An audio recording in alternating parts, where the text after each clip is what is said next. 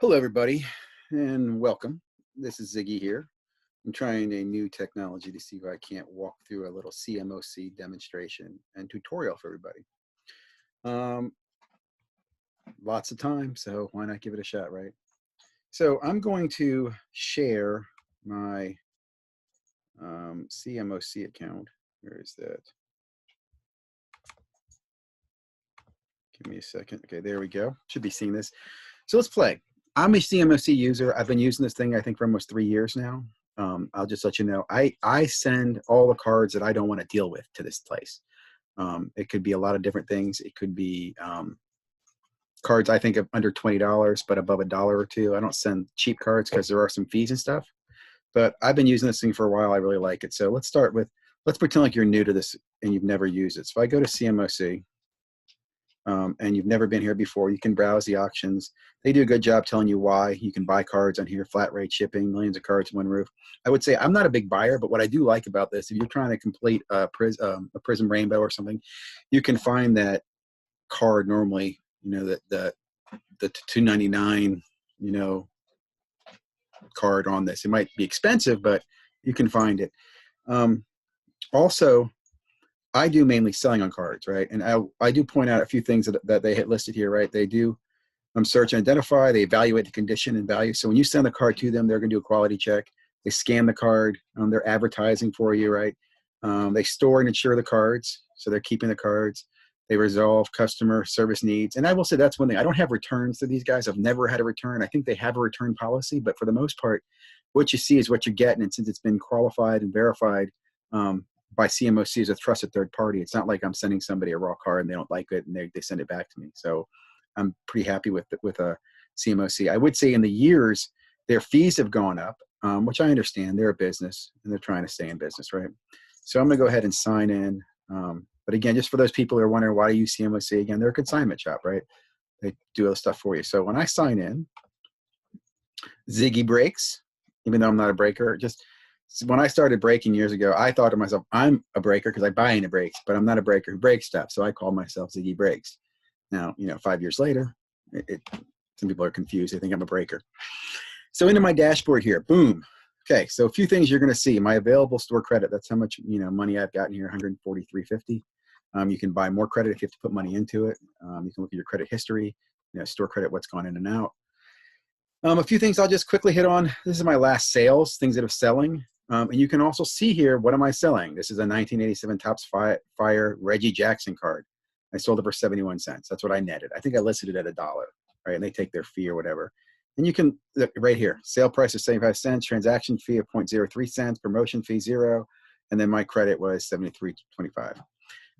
What I like about this, right, is that I can see what I'm selling. I don't have to be actively involved. They can send you an offer and then you can approve the offer. I don't have any of this right now. But you can see, right, I've been using this. Does it have my start date? I don't think it does, but $14,000 in sales since I've been using it, right? Current inventory is around 477 cards. I've had my inventory up to the thousands, but what I do, what I've learned over the years is after a certain period of time, the inventory sitting there, I just bundle it up into a portfolio and I sell the portfolio, okay? You can also see some of my purchases, right? I bought some Prism Okeki cards back in, back in January. Here's also processing. So you can see I have 260 cards processing right now. Looks like I have a 14 card credit, which means they'll give me credit to 14 cards they didn't process. And they'll give you the due date. So that should be in there by 4/10, which is only right around the corner. And I will say for the most part, they kind of hold to the end and they start trickling them in and then you'll get a dump of all your cards and you can go in and sort them and price them. I'll kind of show you that here as well. But one thing people ask me all the time is if I'm setting up a CMOC account, should I go ahead and send 1,000 cards or should I send all my cards up there? My suggestion to you is send a couple hundred up just to get a feel of it, right? List the cards. Remember, first of all, you get 6 months of free storage. So if you send 1,000 cards up, they're probably all not going to sell, right? So after 6 months, you have 1,000 cards hitting that storage fee. So I trickle them down. If I had 1,000 cards, I'd send 250 for 4 months. And that way they trickle in and you get a good inventory coming in. You can also time them based on the market, right? So for example, right now, in my opinion, it's a great time to send your football cards in, right? Because football season's coming, hopefully, and you'll be positioned to sell football. You could send baseball cards in too right now because I think baseball season will kick off and you get the baseball playoffs coming up. Basketball, I might hold on to basketball cards. It just depends, but you can determine that yourself. Let's see here. Some things I also want to highlight. Okay, so inventory page. Let's go to that. Inventory page lets me look at my inventory manager.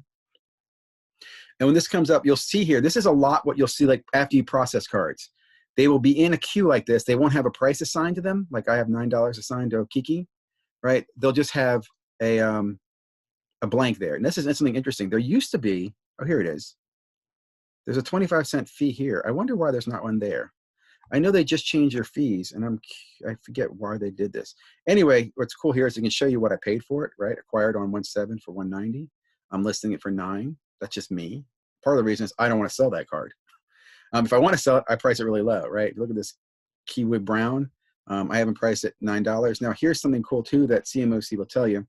I have one. It's $8.75, and I have the monopoly. I'm the only one who has one of these cards on CMOC, so I can keep my price wherever I want to. I'm dictating price. I could drop that price.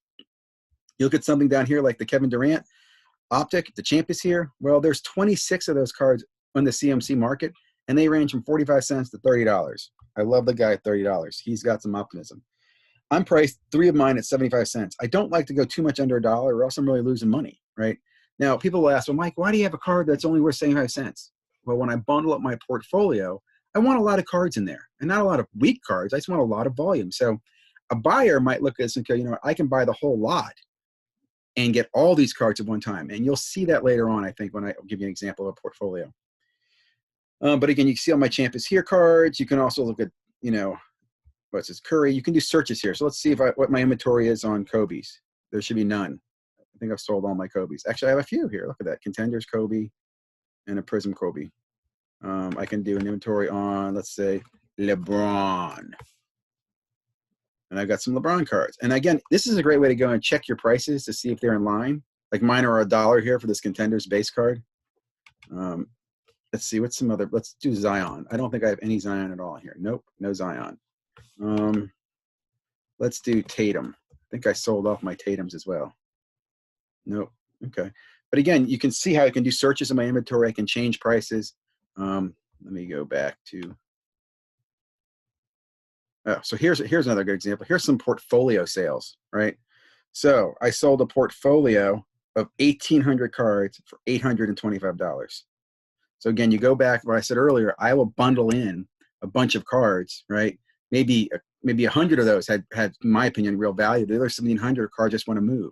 The buyer there is getting a great deal, man. And you know the card per price is there for $825? That's phenomenal.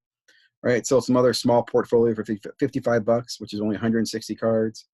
I think those are many of the sales I've done, right? A couple $1,000 ones. But again, just to unload the cards. You can see you can set promotions. So I can set a sale on my prices. I can set a portfolio sale, $5 for the week or until sold. So just a couple things. I do portfolio sales. They will do every now and then some promotional sales that they do a Father's Day sale or a, you know, kick off a baseball season sale if you want to. There's all sorts of promotions you could do. Let me come back here to my portfolio. I go back to the dashboard. And let's talk about some other things about this. So some other things they can do. They can do grading submissions. Now, to be honest, what is this? Oh, wow. Oh, wow. Oh, these are ones that I submitted to them in the past. Okay. So this is cool in my opinion. Huh. I had a Gianna stained glass that I got BSG. They did it for me. They charged me $19 at the time. I think I sold that card for a lot of money. At the time, I probably could make more of it now looking back. But they used to let you grade cards through BGS and PSA. Now they do their review condition cards. So they'll look at a card and they'll tell you near mint to gem mint or mint or better on the card. Here's some Ingrams, Brandon Ingram Silver. I would say another thing that CMOC is great at is sometimes you'll send cards up and you forget, wow, that's a silver. Like I sent this Ingram Silver up. I didn't realize it was a good card.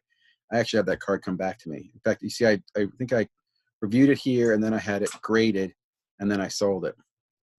Learn more about submitting. So here we go. See, BGS is temporarily suspended. They'll do their own reviews, but they used to have a partnership where you could send their cards to be subbed and then they'd bring them back. You could sell them on CMOC or have them shipped home. So I like that a lot. What else can we show? Purchase history, request shipment. So again, when you want something to be shipped to yourself, you can say, hey, select the cards that I bought or the cards in my collection and request a shipment. It's one payment for shipping. So that's one of the values of CMOC. As a buyer, I could go out here and buy 50 cards over 5 weeks and not have any of them shipped. I could put them in my portfolio. I can have them for sale or not for sale. I can have them shipped to me, grade them, whatever I want to do. So I like that a lot. They also have an integration with eBay, so you can do eBay auctions through these guys. I honestly have never done it. I don't know how it works, so I'm not going to bullshit you there. My portfolios, process status. So here's the status of my cards, right? So, and also a good point here to show you the fees too, guys. First of all, you can see this is my entire history. So there you go. There's all the cards that I've subbed to these guys going back to 2017. Okay, not a lot, right? The biggest submission I did was 713 one time. Most of them are in the hundreds, a couple hundred at a time. I've got a couple hundred to go out. I just did a submission of 420 recently. It shows you your fees, how much it's going to cost to process those cards, right? So you can track all your fees, how much you pay to do that, which is important if you're running a business. You got to keep track of your costs. What else? What else is cool to show? Seller stats, sales history, account upgrades. I've never had to do this, but if you have a lot of cards in storage, like I think it's over 5,000, they've got a better rate for you. Redeemed store credit, cash out store credit. So just will show this. People ask all the time, well, how do I get that money out? I have $143. I can request a PayPal deposit. Now I want to point this out to you so you see some of the fees.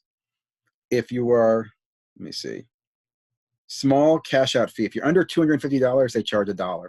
Okay, 10% cash out fee on the value, and they deposit the rest in PayPal, right? So someone asked yesterday, and I wasn't sure. So you basically are paying a processing fee when you process the cards, and then you pay an exit fee when you take the money out.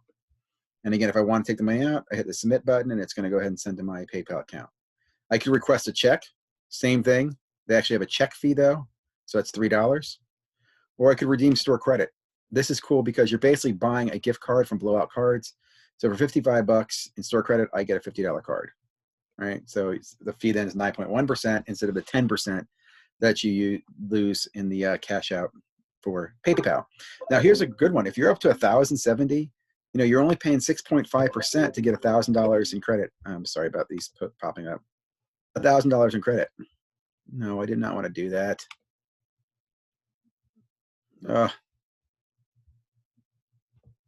There we go. I hope you guys are still with me. I will check this video before I post it. So, one other thing I'll show you, the processing. Let's do a submission. How do we do a new submission? Come on, Mike.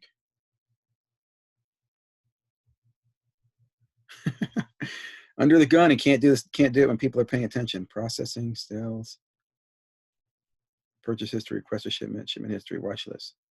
Ratings and request refund. Start a new submission. As if it's that difficult. How many of you are watching me and going, Mike, it's right there, it's right there. So verify your address. I confirm this is my address, yes. Confirm the following things: single card license, authentic, family friendly, sellable condition, right? You're not sending in scams or fake cards. They don't want those, okay? And they'll check them, they'll call bullshit on you. So here's a quick picture of the fees for processing. I always have been using, wow, it's 35 cents now. It used to be 25. Then it was 30. Now it's 35 cents. So I do current year. I'm trying to think what's the difference here.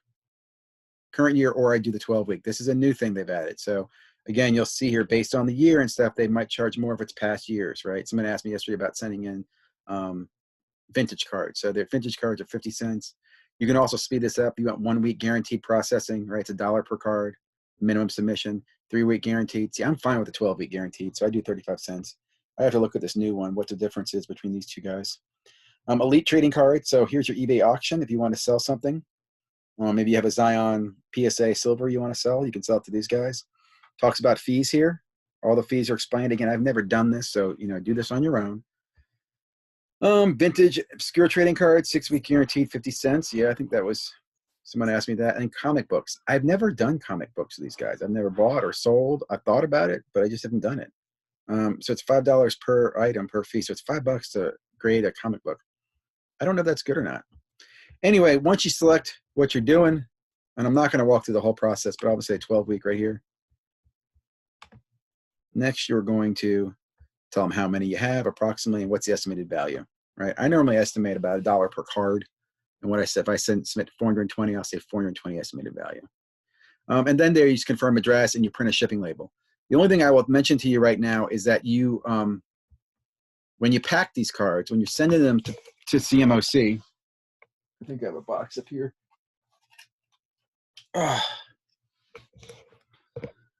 All you want to do is put them in penny sleeves, put them in a box, and then put this box in another box and ship it. You want 2-box protection and penny sleeves only. If you put them in top loaders, they cost more to process. They'll charge you to take them out of top loader. So don't do that. Hope you enjoyed this quick tutorial on CMOC. I'm not affiliated with them. I don't get any kickbacks. I've been a fan of these guys for years. They're not the best, but again, they're doable. They help me, sell cards, make some money, and I really enjoy it.